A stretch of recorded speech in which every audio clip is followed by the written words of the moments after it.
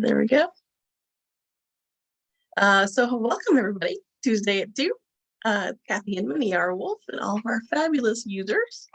So what's up today, guys? Let me see. Wait, I got some people to admit. What's everybody working on? Trying to do anything interesting, different and interesting? Cards. I had an interesting call today. I actually got to chat with one of the influencers. I got to chat with one of the ladies about speaker one sheet and using Shuffle. Well, and one of the things that Guy and I were talking about is there's so many applications you can leverage a landing page for. Whether you start out with a digital business card or you expand from there, it's literally limitless. And this is one of the themes for this week is limiting beliefs. And I think people come into Shuffle and they have that limiting belief of this is just a digital business card, and they miss out on all these additional capabilities that we really want to be exploring. And one thing that I think would be pretty cool to do is pick one of those sort of uses, right? Like I'm a speaker, and then think about how many speakers are out there, right? They're on stage, or they're trying to get on stage, and they have a highlight reel and that type of stuff, and they're either connecting with their audience or they're connecting with the next group that's going to hire them to speak. So I can really think about 2 cards or 2 landing pages that they could put together, maybe one universal one, but 2 landing pages that would allow them to connect either with their audience or with that next potential company. And every time, Cathy, you and I talk to somebody who's in a different industry, a different vertical, doing something different, and you listen to what their needs are, you discover a different way to use a page, yeah. Well, and I mean, let's dive down that one real fast, right? And we'll just pick everybody, we'll pick one every week and we'll do a different one. But for speakers, to me, I'm thinking, well, you have your one sheet that you send out when you're, wanting to go speak somewhere. I get those all the time as a managing director of my chapter, people that want to speak for my chapter. Yep. But also you need something when you're up on stage, right? You want something that they're either going to join your email list or they're going to somehow connect with you afterwards. So then that's your Shuffle card with your QR code up, in your presentation. Then maybe you have some sort of a thank you. You have something else that you want to send out afterwards and track whether it was open. And to me, I can just start thinking of all kinds of things that you might want to have. Once the brain starts going, you can go in a bunch of different directions, and you can see the value of all of these things. I mean, a speaker right now on stage, your greatest call to action from the stage is to engage with your audience at that moment, and it's not a, hey, go to the back of the room, or a, hey, when you get home and after this whole event is over, come look me up. It's, hey, it was so good. If you want this offer, or if you want to connect with me, scan this QR code. And we've seen it before, right? The audience sort of pulls out their phone, and because they're already doing that. Like the speakers who have the slides, how many people in the audience pull up and they want to take a quick snapshot of the slide? If the speaker, at the end said, hey, everybody, I'm going to give you all of these slides at the end of this presentation, you could have one that links directly to the slide. So there are all these different use cases. And I think it's when we start discovering the person's role, right? Your business better than we know your business. So we're looking at what do you need that best supports your process and your roles, and how does that create an efficiency for you? Because it becomes super efficient when the audience pulls out their phone, scans a QR code from stage, and they're signing up for an offer, or they're downloading the book, or they're booking the next event, or they're connecting with the speaker, or downloading the slides, all of those different things. And again, if we're looking at how do we build our list, how do we build our network, that's a great opportunity to even lead capture, all of that type of stuff, Cathy. So I see that use for speakers, and then we always lump sometimes speakers and authors together, but you don't. Author is something totally different, right? I want to highlight my book. I want to give you an audible excerpt, or like a little chapter highlight, maybe let you read the cover or see the front and the back, a whole different page. And I think this is why we always say the right information to the right people at the right time. Is your Shuffle's got 10 cards, so trying to just settle in on a single card that covers everything is not recommended. So now ER brings up authors, my brain goes again, right? I'm like, no, I don't put those two together. I separate those entirely. What you're thinking?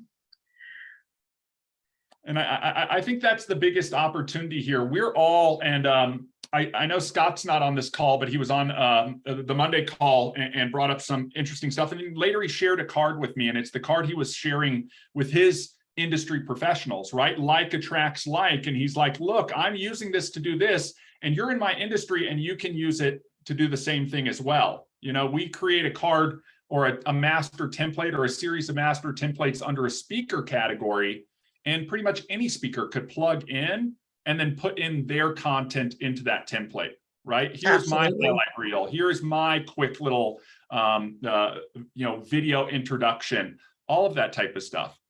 Oh, 100%. Anna, what are you thinking?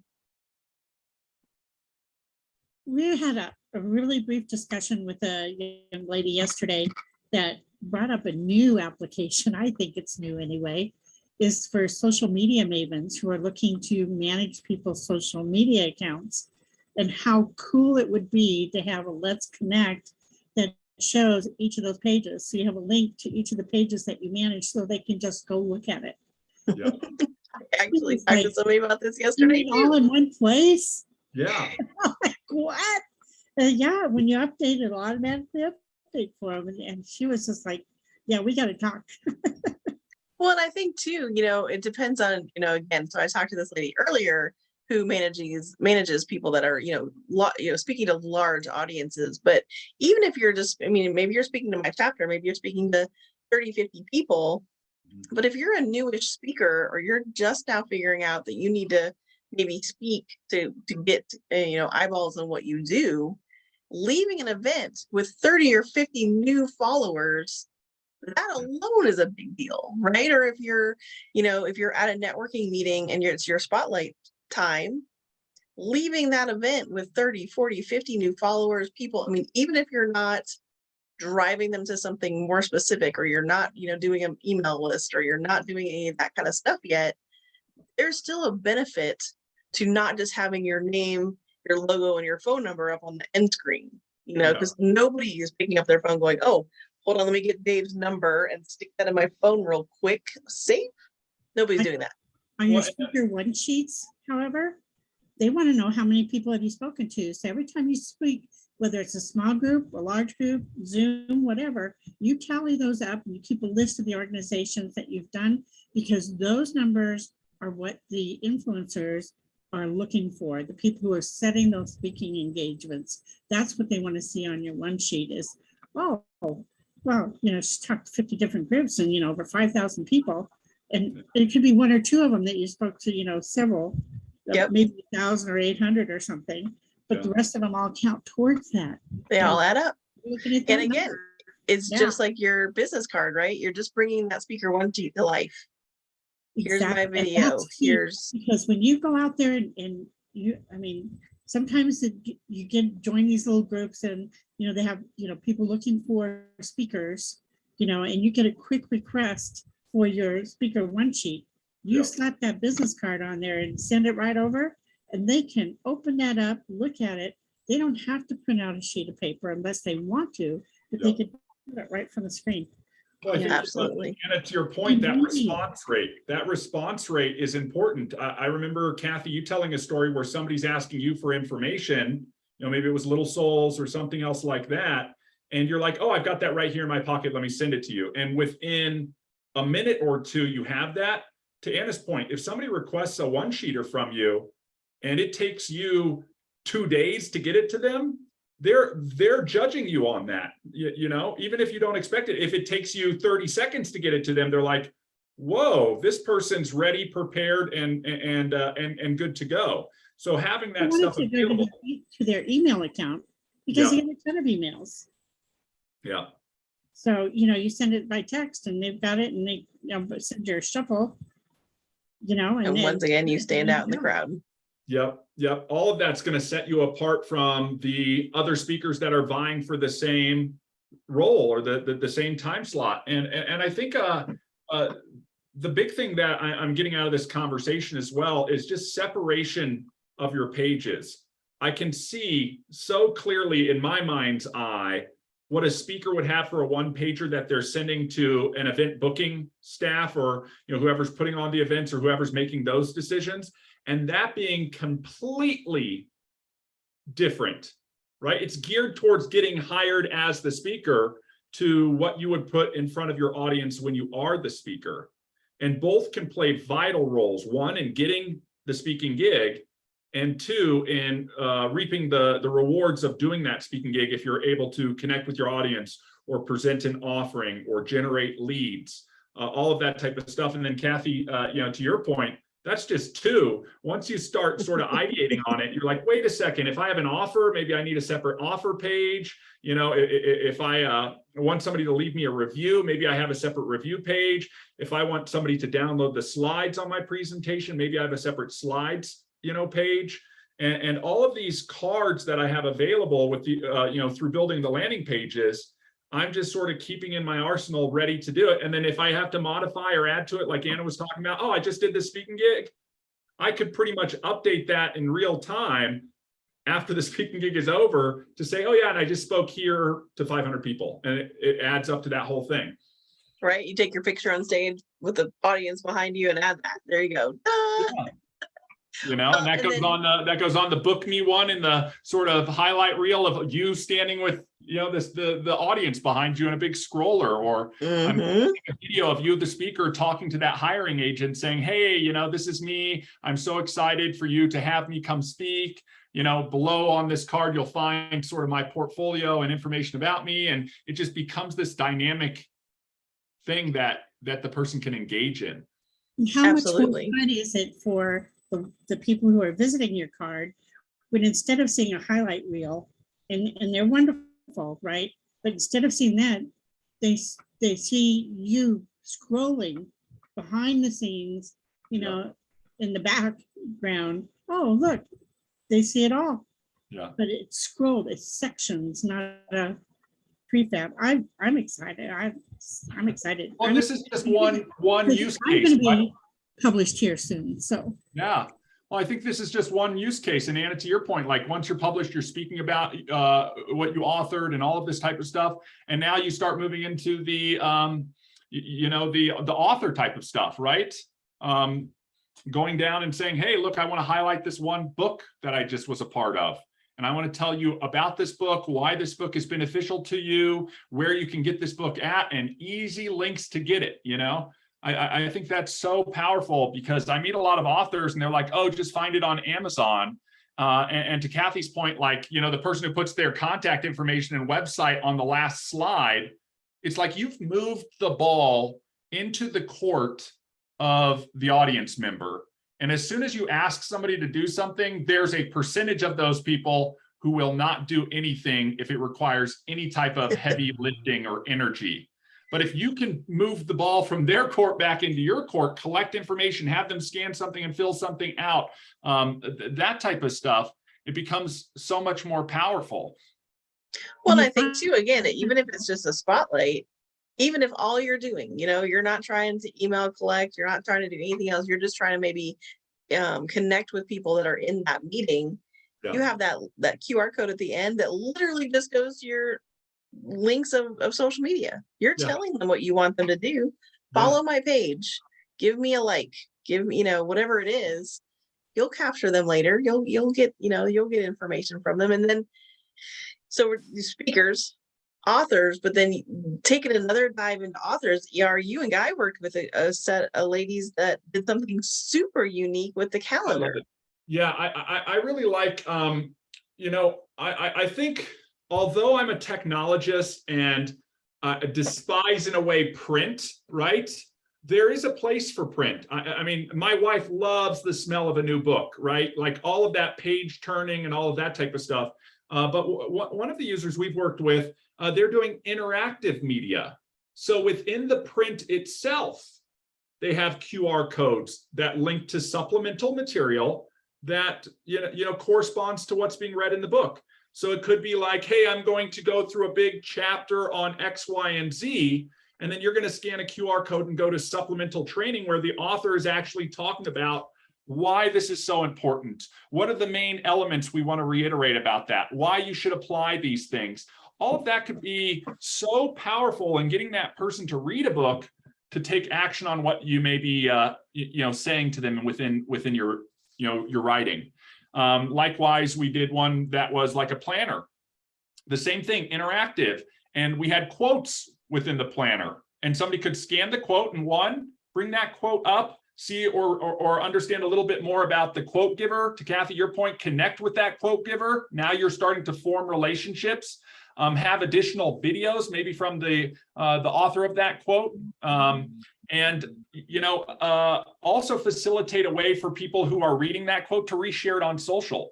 So they wanted everybody who was using, or, again, the same thing, maybe that you read a chapter and then there's a quote, you scan it out, and then you're firing that out to your social media, and you're essentially, as an author, turning every reader into a potential promoter, right?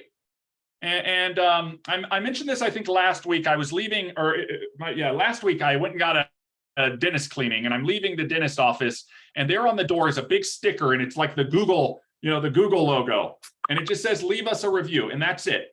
And I'm like, okay, or how many times do we see those people? They've got like the Facebook icon, the Instagram icon, and that's it. And it's like, so you're promoting Facebook, Instagram, and that type of stuff, but you're not giving me a path. So now you're building their brands and not your brand. I facetiously almost turned around and say, so how do I leave a review? Do I just slap the door sticker here? You know what I mean? If you have a QR code, you can facilitate that stuff. So if you're interacting with your audience and you want to turn your audience into potential raving fans who are going to give you referrals, you have to facilitate their ability to do that.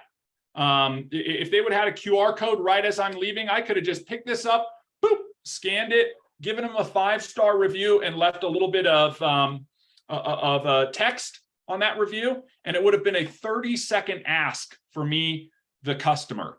But when that 30 seconds turns into a 5-minute ordeal where I have to go search Google Maps, find that business, pull it up, go find the reviews, all of that onus goes on me. They've moved the ball into my court, and there's a likelihood that we are or aren't going to do something. So when we can lower the friction for those people who interact with us to engage and do what we want them to do, right? Even as simple as calling us.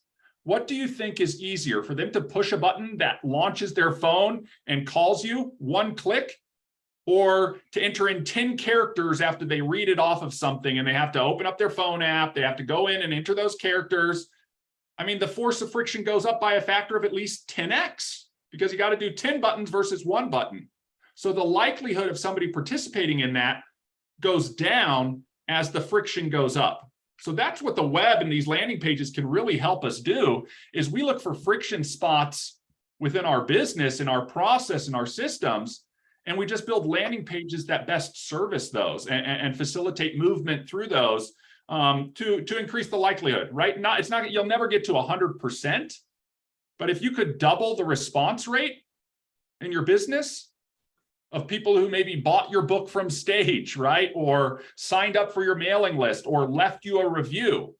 I can only imagine every restaurant, if they could double their reviews, and that increases their, sort of how they're highlighted or recommended on Google. As long as they're good. Agreed. Well, and again, if you're just facilitating it, right? Not saying copy and paste this into the review thing, you're going to get honest and real reviews. So it's either going to help you or it's going to hurt you. If you're not very good at what you do, you maybe don't want to facilitate them leaving a review. You just slap the sticker on the door. Well, I'm actually working on a new 30-second commercial right now, and that you just reminded me of it. I need to figure it all out. But it's going to be something about tap, not type.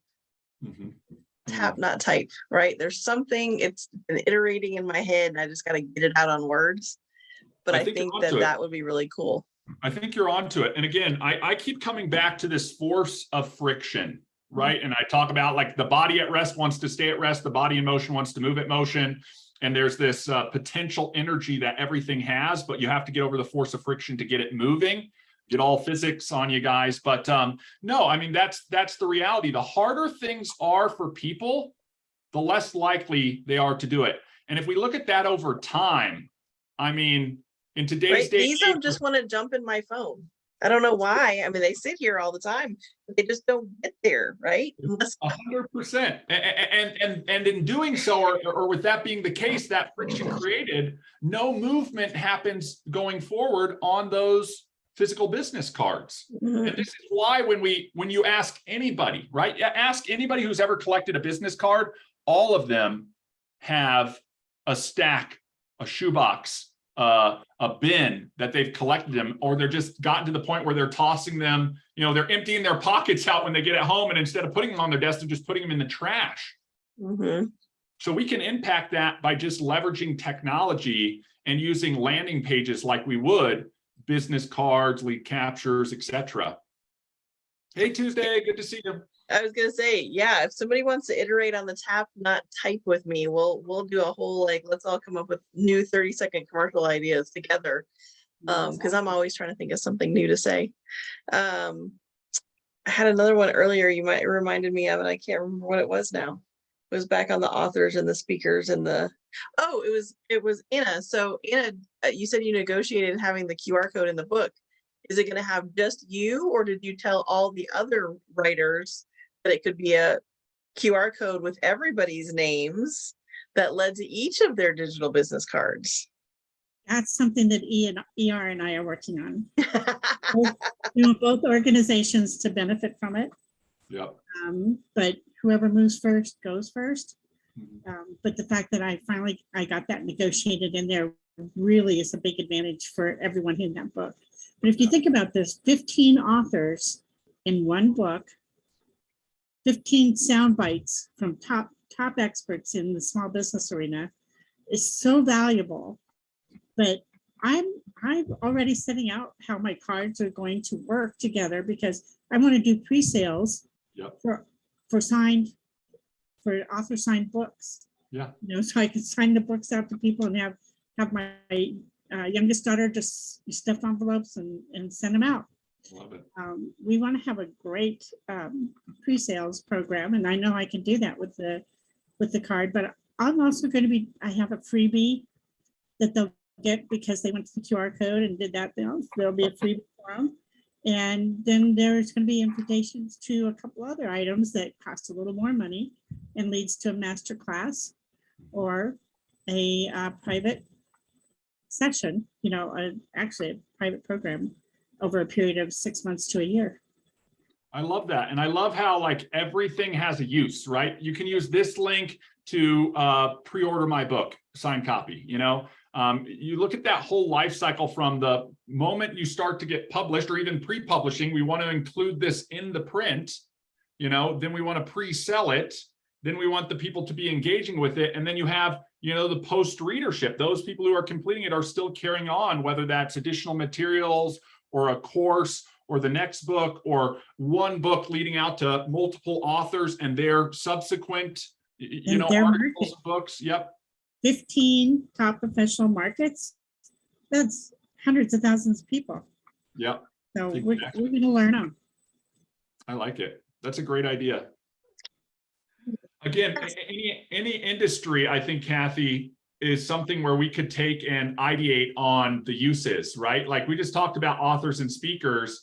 And the first thing that popped into my mind was not an author and a speaker. It was Jeff working at his parents' house, and the tradesman, the contractor over there, pulls up in a pure white van. And the marketer in me goes, oh, with a missed opportunity to let everybody know who you are and why you're there, right? Tom's Plumbing, you know what I mean? Best in town, and a QR code. I'm in your neighborhood, working on your neighbor's house. If you want a free quote, scan this, you know? And I think, wow, there's a huge opportunity. That's essentially a driving billboard. And again, they would use Shuffle in a completely different way than an author or speaker. Or Guy and I were on talking about real estate, and an agent who wants to print up 1 yard sign with a QR code and be able to make sure that when they move that yard sign after selling that house over to the next listing, that they don't have to print up a whole new yard sign each time, and that the people who are driving through the neighborhood or the neighbors who are walking through the neighborhood have an easy way to engage with that property and share it with others, Huge. Oh yeah, we've actually we've talked about iterating on different ways that real estate agents can use QR codes. And I don't know about y'all, I still get like, I get so excited when I see QR codes. Now I always have. I've always, since being in Tuple, I've always just tended to notice them more than I think the average person ever did. Then of course they highlighted during, COVID, and now they are not going away. I just, every time I see a commercial and I'm, if we're watching TV, I take pictures. I'm like, there's another QR code. Where did it go? There's another QR code. Where does it go? And I look to see, and I'm like, we could have built that. That could be a shuffle card. No one would ever know that was a shuffle card. We could have built whatever's behind this. All it is just information on that company. And it just went from my TV to my phone, exactly what they wanted it to do. But I just wanted to see what is it that they're trying to get into my phone, which just makes us better when we're, building things and thinking about what to put. Well, and it's informative, right? Success leaves clues. If you see a QR code out there that a restaurant is using, scan it and see what happens, because you can build an equal landing page to what's being displayed there and generate a QR code in the same way. Another example, you talk about QR codes. It wasn't until probably mid to late 2020, when we're in the midst of the pandemic, that I started seeing more TV shows, like live TV shows, using and leveraging QR codes. A good example of this, my wife watches the Today Show every morning, and they usually do like a product spotlight where they're talking about all the latest and greatest products, and the products are all on sale. And they used to say, and they're all available in the Today Show store. Just go to todayshow.com/shop and you can get there. And we just talked about the force of friction. What's the likelihood somebody watching TV says, oh, that product's really awesome, and then they want to pull out their phone, type in, www, like every click, Cathy, to your point, tap, not type. Every click that somebody's doing is a monumental lift for their thumbs, and for them to be able to, now they shifted it over to the QR code. It sits at the bottom of the screen during that whole segment. And I can imagine if you measured it, right, if you split tested it, they probably saw a bigger uptick with people who weren't. I mean, there are always going to be some people who will go over the force of friction and type that in and go shop for it if they really want that discount or to get that product. But what we're trying to do is maximize our results, right? And the people who won't, a portion of them will. We used to call it recapturing exit traffic. We would go and talk to a company and we'd say, you've got people who are leaving your website. They're not purchasing. They're going up and clicking on the X. And this was, I don't know, mid 2000s. All of a sudden you start to see when people would mouse over up to that X, a little pop-up would happen, right? Before you leave. Are you sure? Yeah. Yeah. Do you want to leave? What about this special offer? They're just trying to recapture some of those people who would have otherwise been lost. And that's really what we're talking about. What is the conversion? How do we optimize? What do we gather? And every single business can leverage technology to help maximize that. Well, not only that, but your example of the Today Show or whomever, right? And the QR code on the side is, if you say just go to the todayshowstore.com or whatever, you're going to the generic website. I guarantee you that QR code probably goes to the particular product you're watching that day. Yep. Which then can, send you into the rest of the waterfall of things. But if you're looking for that one product, the smart marketer is going to take you to that one product so that you can go buy it. Yep. Right? I'm not looking for a catalog. I want that. Yep. And we talk about that all the time, of course, so don't waste my time. Or, my catalog has 500 products in it. You know what I mean? I see this all the time. And here, go to my store. And then you put them right into this huge overwhelm, when in a lot of cases, you've got 4 or 5 core products that you have personal testimonials or other customer testimonials on. And each of those has its own unique page within that catalog. And you want a direct link to those things, because if I want, I don't know, rosemary scented candle, you better take me straight there so I can put it in my basket and I can check out and I can give you my money. If you make it any harder than that, there's a likelihood that I will just say, I can't find my rosemary candle, you know what I mean? And I leave. Right. Again, sorry, I'm going to use some weird examples, I'm sure. I was going to say rosemary candle. That's interesting. Oh, I just As you can see, I don't use a lot of candles here, rosemary. I was thinking That's what I was lavender, I saying think. either, though. It's like, Lavender. There we go. lavender. There you go. There you go. Hey, you know what? You can get whatever candle you want. I don't care. Yeah, no, this was eyeglasses the other night. The first time I saw the eyeglasses, I was like, all right, what are they sending me to? Yeah. Is it to book an appointment to go to the eye doctor? Is it for these frames? Is it for this? I just think it's fascinating to see what people, what are you, marketing, and then what are you sending me to? Yep. So again, as we build things, right, we may not be the big guys. We might not be spending $1 million to have our advertisement on, whatever show we're watching. Yeah. But we can use the same ideas and send people to similar information, right? That's why I just love to see. And now you're trying to put ER to sleep. Don't put ER to sleep. Maybe I need calming. Well, Right? I think that's so true, Cathy. I do, and I think people just need to look at what they have available to them and then start leveraging it to see those results. And I think if you take whatever you're currently doing right now, right? And this is one of the things I was going to mention about Scott, who was on this call or on the Monday call, was talking about, and he sent me over one of the cards and he was going through it, and it's how he engages with his audience, is just this is to support your primary hustle, if you will, your primary venture. We want to make sure you take that to the next level and you maximize that. And when you do that, you're going to see how valuable these tools are. And that's our goal. We want you to see so much value in Shuffle that you can't help but turn around and say, this was a game changer in my business, and it can be a game changer in anybody else's business. And we've always come at it at the approach that we want to simplify and make it accessible to everybody, right? Scale it down, make it accessible to everybody, because the alternative are cumbersome tech solutions that marketing agencies are using or sales departments are using that require a lot of learning and a lot of implementation to leverage correctly. And for a majority of small business owners, you don't need that. You need certain functions to operate. You need to be able to create a QR code. You need to be able to create a landing page. You need to be able to, maybe have your digital business card. You need to be able to capture leads and, work those leads and monitor your network. You need to be able to empower the referral. All of those components are baked in here, but not in an overwhelming way.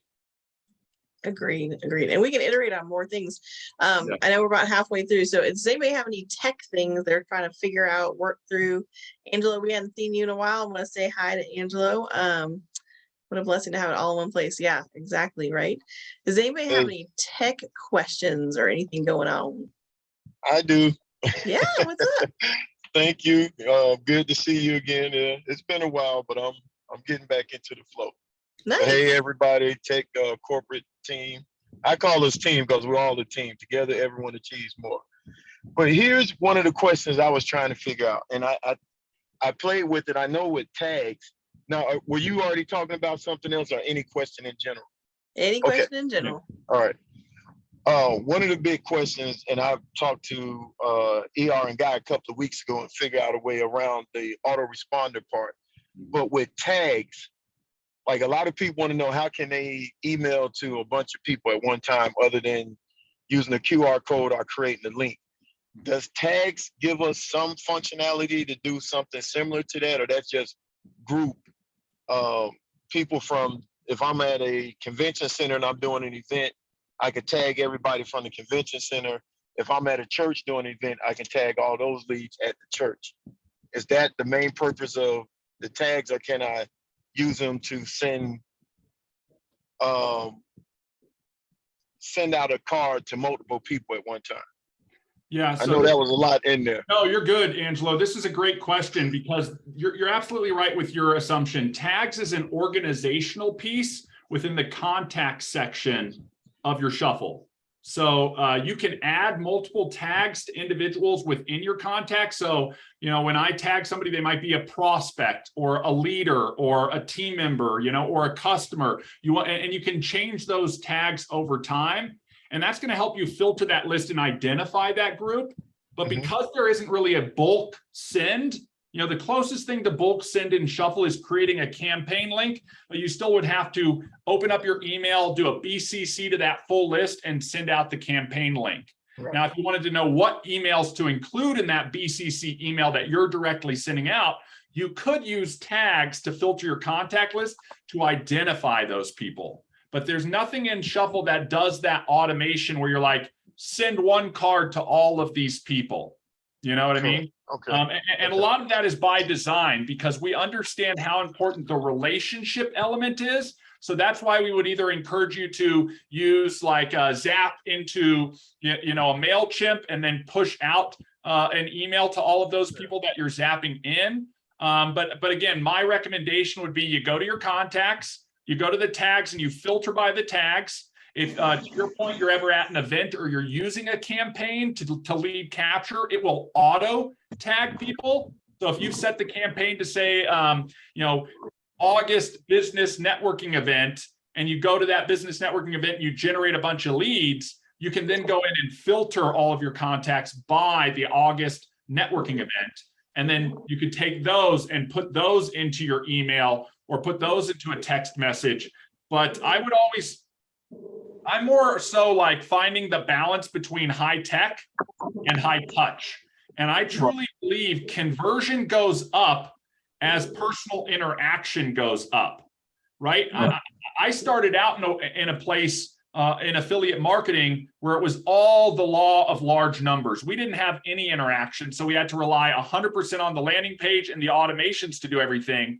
And one thing I realized is the conversion rates were anywhere from 3% to maybe as high as 15 or 20%, but they would never go beyond that because 80% of people, it wasn't a one size fits all. Whereas on the other end of the spectrum, I learned very quickly that if I had a one-on-one interaction and I sent the right information to the right person at the right time, I could have and use that dialogue to, for lack of a better word, influence that person more regularly and have a much higher conversion rate, upwards of 60 or 80%. So I think there's a balancing that goes on, but in a roundabout, sort of bringing this back around, Angelo, to what you're asking, tags is going to be more for just your grouping and your filtering and showing which or who lies in each group, and then you can take what is in that group and do what you will with it. I will give you a little cheat though. It doesn't do it in mass, but here, if you're not doing this at least would make it quicker. So if I pull up the tag. Are you sharing, Cathy, too? We're not. There we go. Yet. Yeah, there we go. So if I pull up a tag, right? So these people are all in this coffee chat event that I went to. I can at least tap the name, tap my shared card, send the card, come back to this list, tap the next name, my shared card, send the card, tap the next name, send. So at least you're not like researching the whole list from your contacts. Oh, I hear what you're saying. Okay. So there's a little bit of friction that gets created, right? We're not automating everybody in this list, but Cathy, to your point, I've done the search once and it's like tap send, and you just go through each person. What I like about that as well is if you do any personalization, I think personalization is another big thing. Like if you're loading this into a text message or you're loading this into an email, then you could put in Tom or Kevin or Jerry, and you're going to get a higher open rate when you start to personalize things like that. You know what I mean? Yeah, so then you can personalize it at the text message. You can still do a copy paste of your intro or your custom intro and then make a little adjustment if you needed to. Yeah. So it is still a little, touch heavy, but again, to me, that's not as bad as like researching your entire contacts every time. I agree.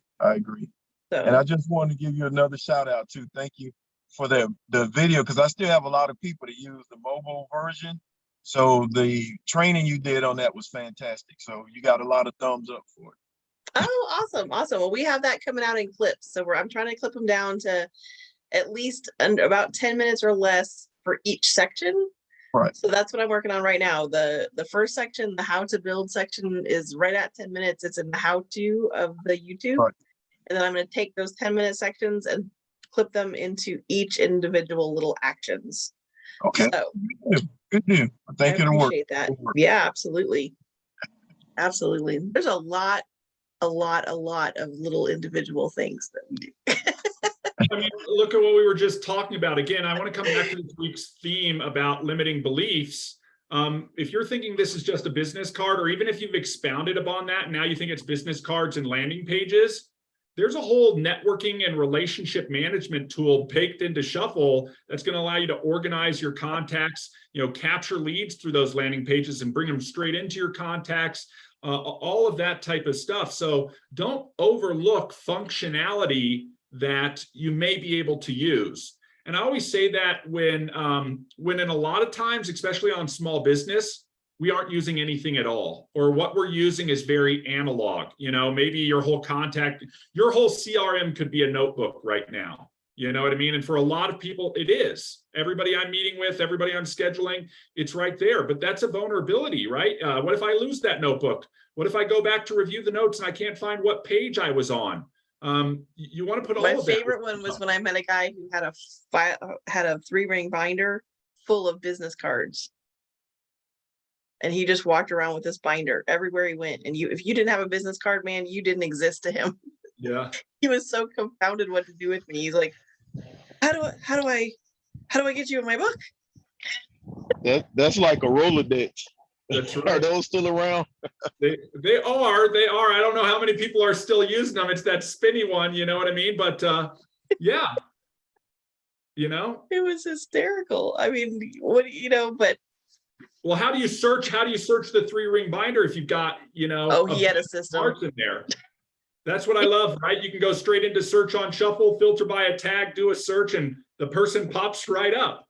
You don't spend minutes flipping pages going, where's Angelo's card? Where's Oh yeah, he had a whole system. It was actually quite interesting. But then we get us who's all like, how can we make this even faster? And here's this guy going like, oh no, gotta have my binder, Well, if you're part of a team or a group as well, and I love that Angelo was talking about team, you know what I mean? Part of team is everybody replicating. Mm-hmm. And replication is something that's so hard to achieve when you have diverse group of individuals, right? Different age ranges, different aptitudes, all of those types of things, different educational levels, different financial states. I see a lot of people try to drive replication, and sometimes tools are too expensive. Not everybody on the team can afford them, or a process that is so cumbersome that only those who are massively willing to adopt the process. Like if this individual, and I'm sure his system works wonderfully for him, but if he said, hey, everybody, you have to carry around a 3-ring binder, adopt this habit, there would be a threshold, a force of friction that some of those team members would not be able to overcome. And I think that that's a common theme within a lot of replication for teams, is we're looking for something simple, accessible, affordable, that everybody can adopt.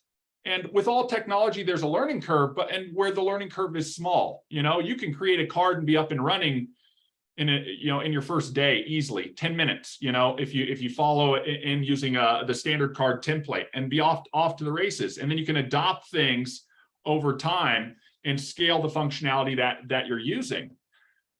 Yeah, well, that's tomorrow night. We're going to talk about cloning and how you can use it with your team. I love it. So yes, that's actually one of our topics tomorrow night. So, I mean, we even have a group. Matter of fact, I can ask her, maybe we'll use the card as an example tomorrow night, is where one of the people have made like all the one sheets, and they keep that up for the entire team, and the rest of the team just downloads the card that has all the links already set in it, and they don't have to redo all the links and have to keep up with all the pages, and there's just one person keeping up with all the data. And so I mean, there's so many different ways to do it, even with using technology and a tool that maybe you don't understand all the ins and outs of, but at least arming somebody with that, and here's how you send this, we got this in your phone, here's how to use it, here's how to get to your QR code, here's how to send it as a text message. I mean, like I've always told her, I've literally trained from 18 to 80 something, and those 80 somethings, they're so cute. They want to use Shuffle and they want to figure it out, and sometimes we just, here's what you can do with it. So I think it's great that people, the ones who try the technology are super fun. You know, another last thing, and I know we're winding down on here with about 12 minutes left to the top of the hour. You know, we talked about this week's theme of limiting beliefs, and I opened up this week with a why are you here? And part of that is, you know, what is your why?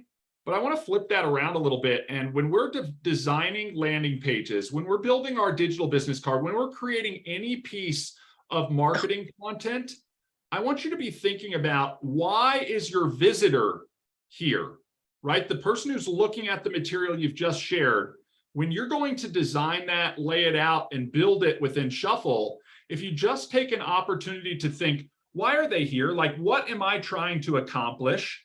You know, and everything should have a goal, right? The goal could just be like, Cathy, you were saying, I need a quick and easy path for them to find me on social media and connect with me, full stop, you know? Or I need to find an easy way where they can fill out a simple form and I can collect their information. Or an easy path for them to order that lavender rosemary candle from my website. Again, we want to be thinking, why are they here? What are we trying to accomplish? What are we trying to inform them with? Is it about us, our brand, our one-sheeter as a speaker so that they'll hire us? Think about that end goal in mind. We talk about goal setting all the time within LFI. Every card should have a goal, and you should reverse engineer the design of your card to help you accomplish that goal, and do it in a way that you optimize the performance of it so that every visitor who comes to that page, you know, has a high degree of likelihood of following through with the intent and goal of that card. And if you do that within your design, you're going to accomplish a lot more than sometimes what I see, which is one card with everything sort of thrown on it, and the important stuff's at the bottom versus at the top. I mean, again, there's some best practices that we can review over time that are really, you know, working with the psychology of the visitor so that your card performs for you.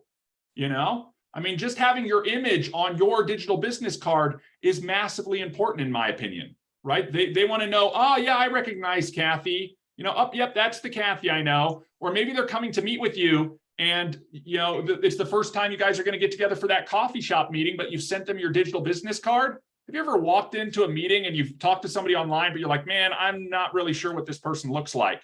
So you're sort of just bumbling around at the coffee shop like, oh, hey, are you so-and-so? You know what I mean? Versus walking straight up to somebody and saying, Cathy, I'm so glad we could get this coffee meeting scheduled. I'm excited to sit down and go through all of this stuff, you know? Right. If I send you an old card, you're like, whose hair is that? No, I think, you know, going on that one, you know, that's one of my favorite things when I'm talking to somebody. If you got people that are door knockers, right? If you've got your roofers, hail people, whatever, you know, somebody coming to your door who's going to work on your refrigerator, your dishwasher, or whatever, send me a card of who's coming to my door. I want to, you know, when I look outside, this is the person that I should see, you know, because this is who I've made an appointment with. Yep. They're no longer strangers in a way. You have an expectation, you know what I mean? And then when you open the door, you're not like, as hesitant. We just had somebody over here today to do some service work. And it's like, all I got was the text that said, we're on our way, you know? And so I'm waiting for the door to ring, but there was a solicitor that came by in between that. And I'm like, oh, you know, I almost opened my door and just invited them in. And I was like, oh, wait a second. I don't think you're who I'm expecting. You know what I mean? Yeah, that would have been a big surprise. You're like, the refrigerator's over here. Work, and he's like, I'm just trying to sell you windows or solar, you know? Right. They're like, man, this guy is friendly. Come on in. That's when we flip it around, right? That's like what Mike does at the AT&T store or whatever, you know, he goes and puts so whenever somebody comes to our door, we need to be like, here's my QR code. You can look at this when you leave. Here's how to do what I do. You need this. Right. That's right. There's definitely an opportunity when somebody comes to the door. They're like customers coming to you. Absolutely. Flip it around. Yeah, so we'll wind it up. This has been a great idea session, guys. We'll wind it up for this week unless anybody else has any questions. We're gonna do so tomorrow night is part 4. We're gonna do cloning and linking cards together. That's my plan for right now. And then yes, Anna, so the part 1 of 101 is out. I don't even know if we will release all of that 101. It was it was long. It was a lot of stuff, which was not the intention ever anyways, to release the entire thing. So I'm just kind of going through and trying to hides any of the, stuff that had any personal links and anything like that. But just trying to knock all those out. I actually sent one to ER and Guy yesterday. I don't know if ER's had a chance to look at it. How to build a mobile card. And I think I got it under 3 minutes. Cool. Ooh, yeah. I know. I kept like, take out those little, I don't need that and the and the and the and whoosh. It might even be under 2 minutes. It's fast. It's good. I mean, Cathy, to your point, and this is something that we're constantly iterating on all the time, and it's something we want to highlight as a best practice to everybody else. We do these in-depth trainings, right? And we've got a great community here of people who want to join us for these in-depth trainings. But if you're a consumer of content and information outside of these lives, everybody's attention span's not this big. It's like about this big. And so you think about that when you're creating your cards. If you're going to put a video on there that talks about a product or service you offer, and you are super passionate about it, I know I have to almost take myself down a level how passionate I get about LFI and Shuffle. You want to tell everything. You want to explain everything, and sometimes you have to really be diligent about consumable. Right? Again, why are they here? What are they there to consume? I even think Donald Miller, with his story branding book, did a great job in sort of what is the story you're trying to tell somebody? Are they there to learn about the whole history of your company and that it was founded by your great grandfather as they came across, the Oregon Trail? Like maybe later, or maybe if they want to dig into it. No, in his example, they just want to know that you paint things and that you do it well and that you can paint anything. And if they're looking for things that are painted, you can help them with that need. That's the first big question. Are they looking for what you have? And then you can give them other links, like what Cathy's going to train on tomorrow, where you might link 2 cards together and then have a little button that says our history, as opposed to starting out with that right on top. Absolutely. Greg, you said you had a quick question. Yes. Yeah. So last Wednesday, I missed the influencer call. And I tried to get on there, and I don't know what I did wrong, but and Danielle even tried helping me. Yep. Saying, but the links that she gave me weren't clickable. Okay. But I want to make sure that I don't miss tomorrow's influencer call. Is there a link that maybe you have? 2 things we'll do. First, I'll make sure we get a link to that Facebook group. It's an influencers Facebook group that we set up. So it's a different Facebook group, and we stream live into that influencer Facebook group on Wednesdays. So there's not a Zoom link that you're going to join us live. It's just Danielle, Guy, and I on that Zoom, and then we stream it live into the group. So I'll make sure first and foremost, we put that link out there to that Facebook group. Number 2, it's a 2-step process. You need to join that group before you can watch the lives that get streamed to that group. So we'll want to get that out. And in addition to that, Cathy, I'd love to get with you or find some time. We want to update our Wednesday card on the Week at a Glance to have the influencer call in there. And then we'll put the button in, just like we have with the Edge Global one, that links to the Facebook group, so that if you aren't part of that group, you can request to join. And then you just have to be in that group or on Facebook, really, as part of that group when we go live, so that the broadcast will be available to you. Okay. I also believe that there's going to be a replay, and then like what Cathy does, I think it gets chopped up into a bunch of little snippets as well and sent out a bunch of places. But Greg, that will be the thing. You're going to want to make sure you're on that influencer group Facebook. I'll grab the link and throw it in the social on Insiders shortly. All right. Thank you. And then Anna would like to know more about what is the purpose of the influencer group ER. Yeah, so again, different categories of promoters out there. For those who are just on here as customers, we also have an affiliate program, as you know. And then we have influencers who are very much like affiliates, but they fall into a specific category of spheres of influence. An affiliate is open to everybody. It doesn't matter whether you know 2 people or 2 million people. Whereas influencers typically are people that have, and it depends, if you're a mega influencer, you could have millions of followers. You might be a micro influencer. Maybe you have upwards of 100,000 followers. These are people who subscribe to your newsletter, are part of your groups. They're listening to you as the guide and as the leader, as the influencer of the group. Even nano influencers, and that's something that we're trying to segue from the, with the affiliates and the nano influencers, is even if you have a sphere of influence of 500 people, you can still consider yourself an influencer because people look to you. A lot of the dialogue that happens on those calls are more geared towards an influencer who's going to talk about lots of things, products they like, those types of things. They're not specifically focused on, unlike the LFI affiliate, just LFI and the LFI tools. It's a whole category of business tools and all of that type of stuff. So just a quick overview on that. Hopefully that helps. Yes. Sorry about that. I had a quick call. Yeah. Okay, fantastic. Did that help? Yes. Awesome. Awesome. All right, guys. Well, we'll look for that link for the influencers. I can grab it too if you need me to. If you have it, that'd be great. And then we'll see everybody tomorrow if you're on the influencer call. Tomorrow night for the part 4 of training. Thursday for roundtable and micro topics, and then Friday for Friday with the founders. Woo! Always something. Thanks, Always everybody. something. That's All right, right. guys. Have a great week. We'll talk to you later. Thanks, Kathy. Bye. Bye. Bye, Cathy.